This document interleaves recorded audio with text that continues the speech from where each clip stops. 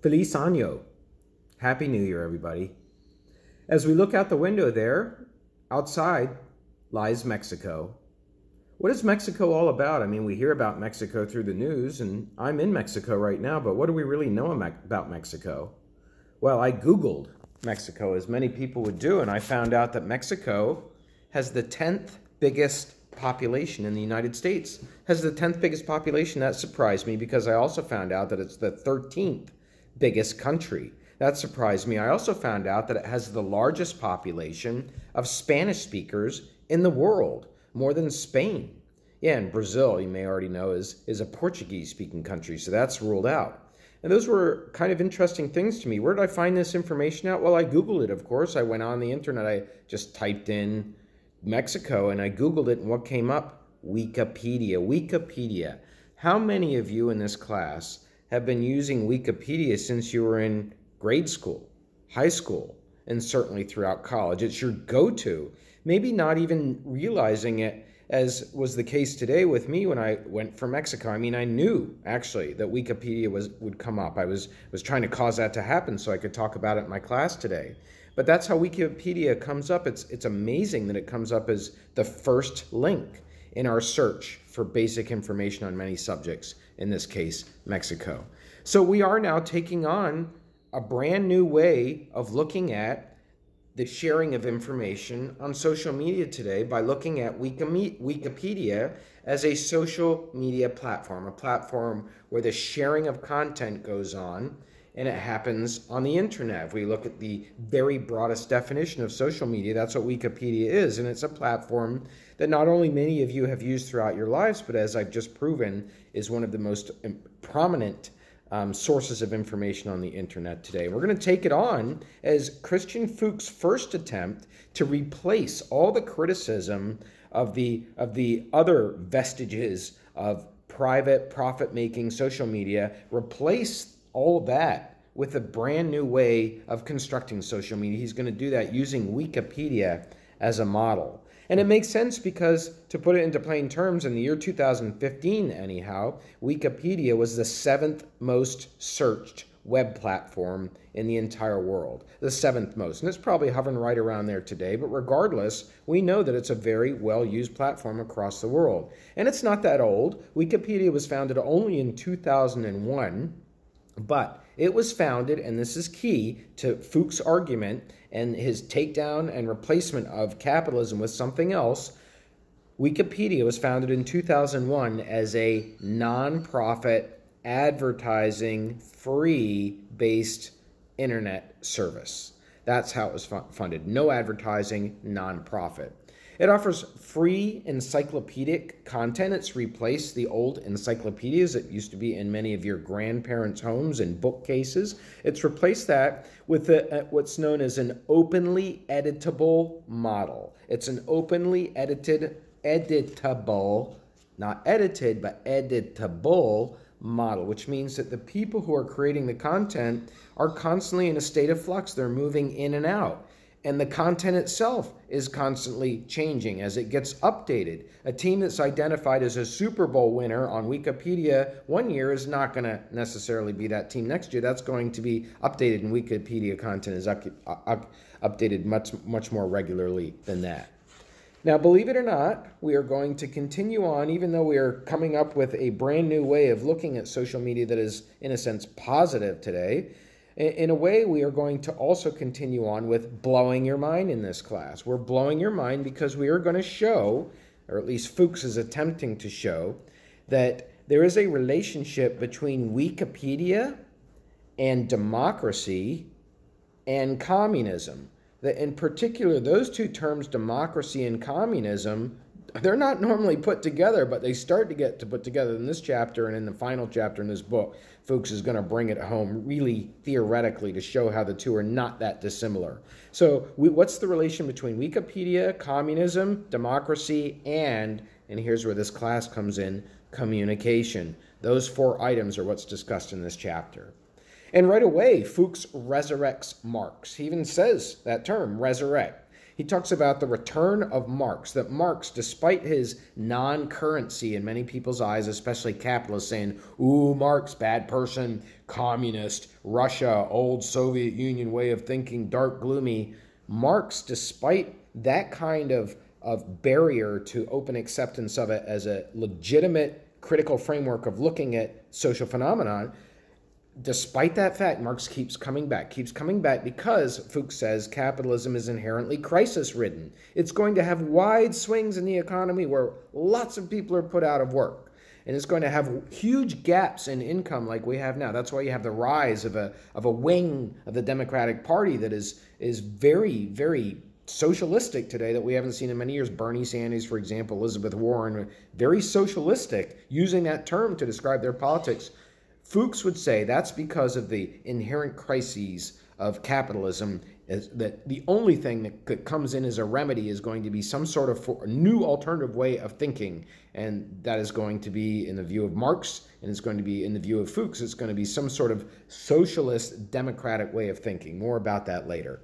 So let's make sure that we do understand that Marx is still current. That's what Fuchs is trying to say, that Marx, he's not an old guy. And in fact, Fuchs wants to reinvent him because Fuchs thinks, as he mentioned earlier in the book, I don't know if you recall, that Marx got a really bad name with the Soviet Union communist era. That's not really Marxism as it was meant to be implied. And in fact, communism was not as it was applied back then either, Fuchs will talk about later. In fact, we're going to talk about communism in and of itself right now so that we understand what the true nature of communism is in Fuchs' view. And I'll just ask you before we do this, how many communists you know? How many communists you know in life? The answer is probably a big fat zero. Zero. You probably don't know anybody who certainly identifies as a communist. I've met quite a few. I'm not a person who considers myself as a communist, but I've met quite a few along the ways and along the way in my life in Britain and certainly in China. And so what kind of exposure do you really have to those ideas, and how much is what you know about communism purely through traditional legacy media and increasingly through social media and our own politicians? So here are, according to Fuchs, the three dimensions that make true communism communism. And let's start with before we name the dimensions, what communism is. It's a classless society. That's what a communist society is. Commune, classless society. It doesn't have divisions between people based on wealth or property or education or other factors. It's classless.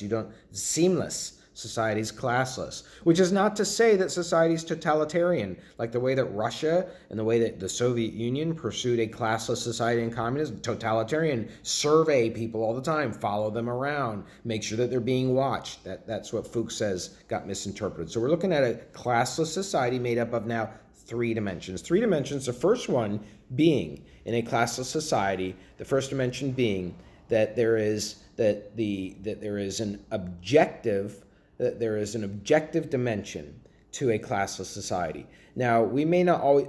I meant to start over. My notes confused me a little bit there. I want to start over there. Objective is a dimension, but I want to mention it second.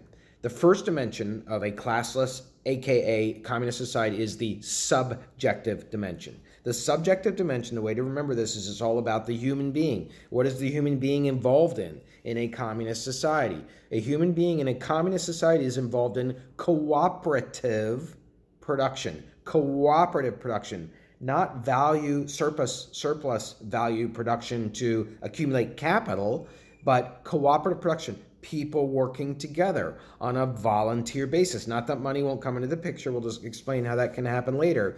But the production is cooperative and that there is no hierarchy in the organization, that people work together. So more about that in a moment. And secondly, that there is an objective dimension. That's the one that I meant to mention secondly, but I mentioned first. It's the second dimension of communism, second dimension of a classless society, the objective dimension. And what this refers to, coming straight out of Marx now, is there is a common ownership of the means of production. There's a common ownership of the means of production. It's not just that people are meeting in a public sphere on Facebook, but the people who are using Facebook also own Facebook, and thereby own the means of production, the resources, the software, the technology of putting this together. More about that in a moment. And then thirdly and finally, and what emerges out of the previous two dimensions is a third dimension merging out of those previous two. It's called a subjective a subjective objective dimension, a subject object dimension. You can look at it that way as well. And in this, you have a synthesis of the two coming together, and you have change in the human being. And the change is caused not by profit-making motives, but caused purely by the interaction between the subjective dimension and the objective dimension. And what happens to the person is they become a more well-rounded person, because what they are acquiring is not based on hidden profit motives. It's based on pure knowledge seeking and more noble motives. And so what comes out is the subjective objective dimension. And so this is not to say that private goods are not produced in a communist system. It's not to say that a mug can't be produced or a book can't produce this. It's not just all about ideas. It's just that what is produced, books, mugs, pens, and in social media content, what is produced is not just in the hands of a few owners. It's not just controlled by a few owners. And furthermore, that capitalists don't produce capital anyhow. They don't produce capital. They pay for it. It's the workers who do it. And in fact, everybody produces capital. Therefore, in a communist system, everybody should benefit. Not just the capitalists, not just the owners, not just the so-called investors, not just the venture capitalists. Everybody, since everybody produces capital, including capitalists, everybody does, everybody should benefit.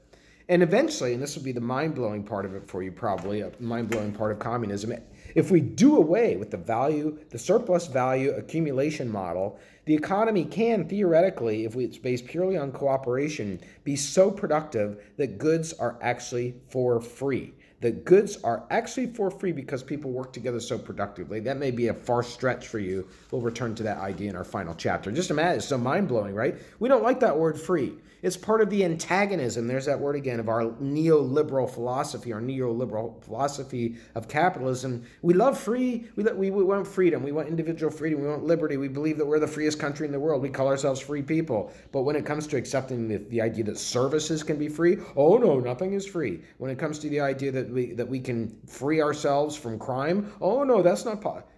Freedom is an antagonistic term because of the capitalist model.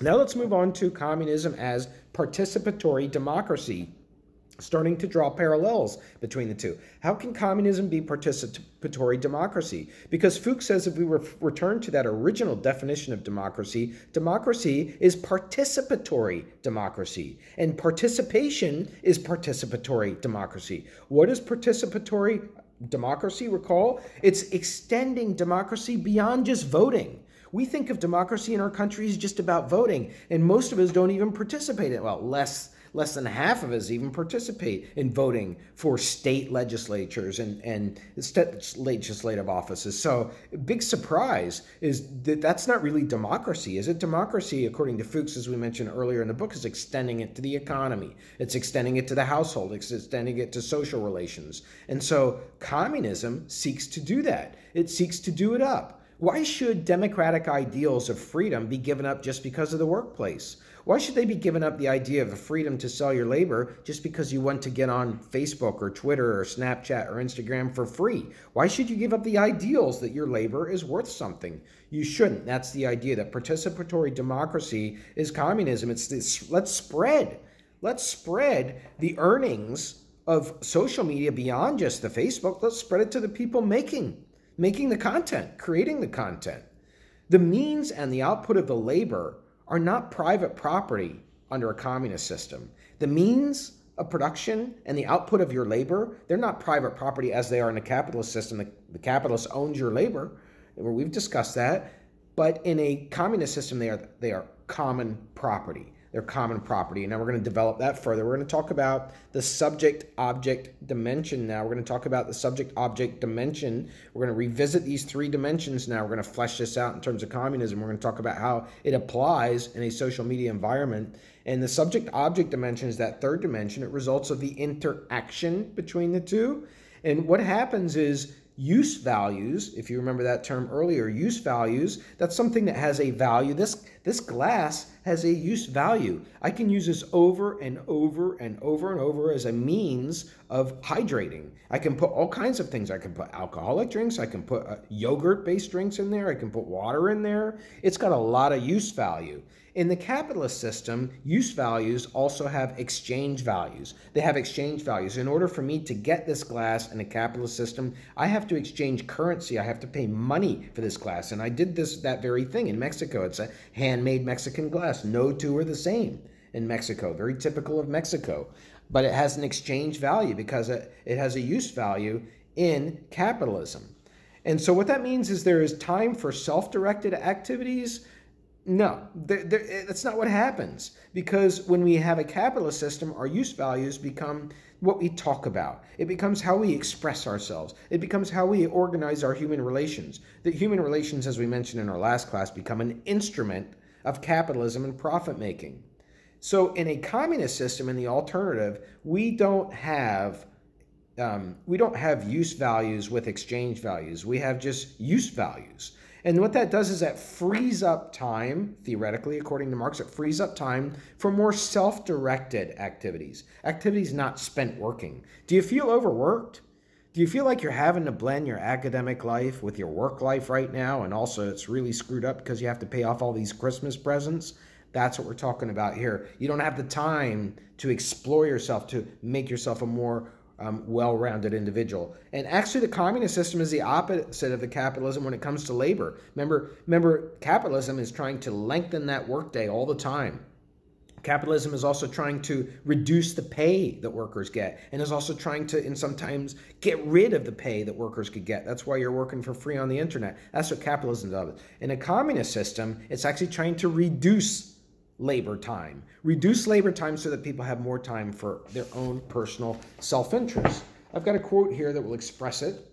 It will express it better than I can on page 323, expressing the essence of the object-subject interaction. And this quote goes like this. In communist society, where nobody has one exclusive sphere of activity, but each can become accomplished in any branch he wishes, or she, society regulates the general production and thus makes it possible for me to do one thing today and another tomorrow, to hunt in the morning, to fish in the afternoon, to rear cattle in the evening, to criticize after dinner. Wow, to criticize after dinner, just as I have in mind, without ever becoming a hunter, fisherman, herdsman, or critic. Wow, that's Karl Marx right there, talking about being liberated and real freedom by knowledge, because you have the time for that under the theoretical communist system. Now let's move to connecting communism and communication. Communism, communication is fundamental. It's absolutely fundamental to our social relations. That's how social relations are constructed. It's how you tell another person where you stand in relation to them. It's how, as a parent, you tell your kids, no, you are not going to be able to discuss this. I've made a decision. I don't need to discuss my reasoning. It's off limits. I'm using communication as a father, in that case, to establish the relations. There are subjects that are off limits between kids and parents.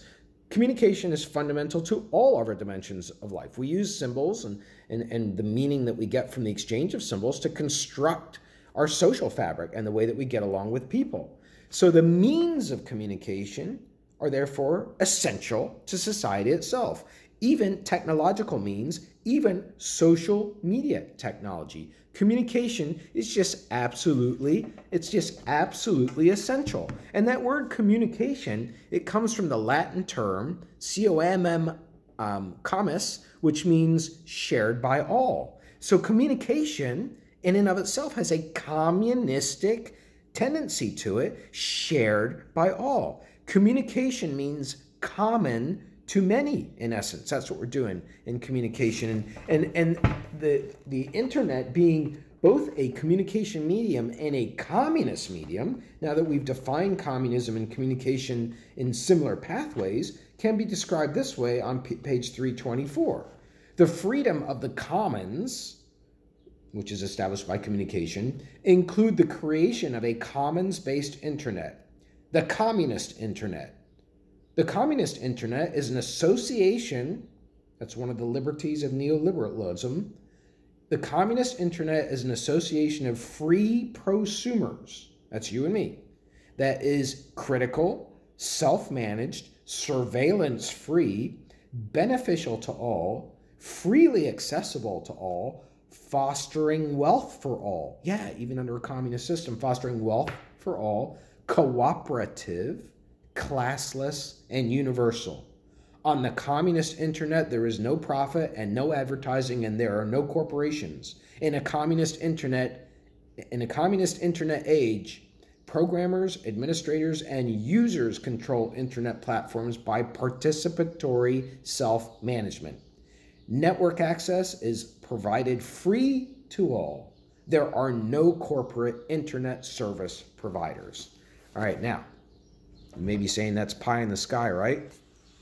Communist-based internet, it's all about humans co-creating and sharing knowledge. It's all about humans being equal participants and in the decision-making that involves the use of the technologies.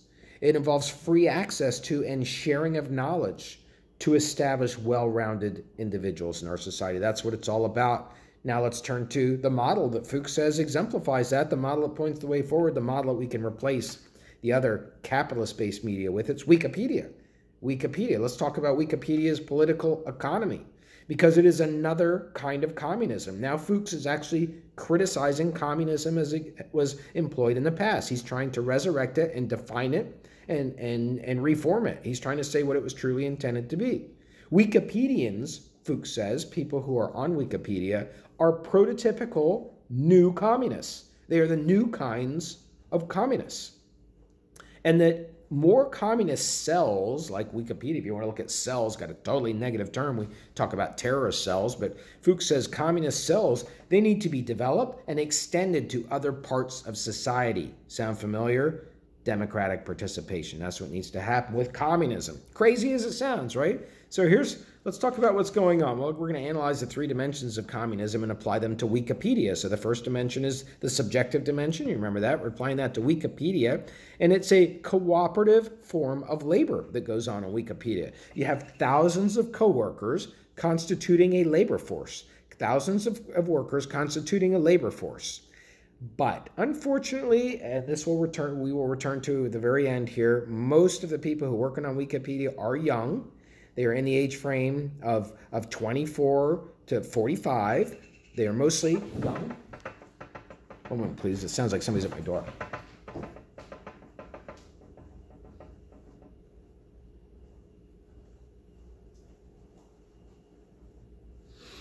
That was my neighbor. That was a Mexican doorbell, at least in our neighborhood. Also sounds like a bird, which can be confusing sometimes. So most of the people who are working at Wikipedia to return that idea, they're not representative people across the world. They're highly educated, they're white,